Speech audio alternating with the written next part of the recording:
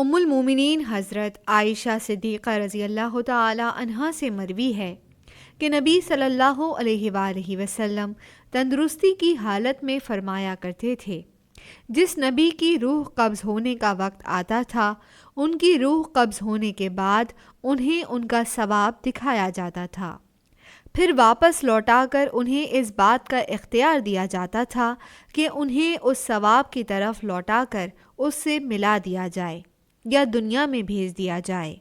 مرض الوفات میں نبی صلی اللہ علیہ وآلہ وسلم کا سر میری ران پر تھا کہ نبی صلی اللہ علیہ وآلہ وسلم پر غشی طاری ہو گئی۔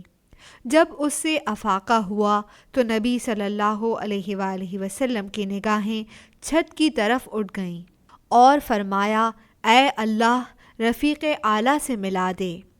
میں سمجھ گئی کہ یہ وہی بات ہے جو نبی صلی اللہ علیہ وآلہ وسلم تندرستی کی حالت میں فرمایا کرتے تھے۔ مسند احمد، حدیث نمبر 23486۔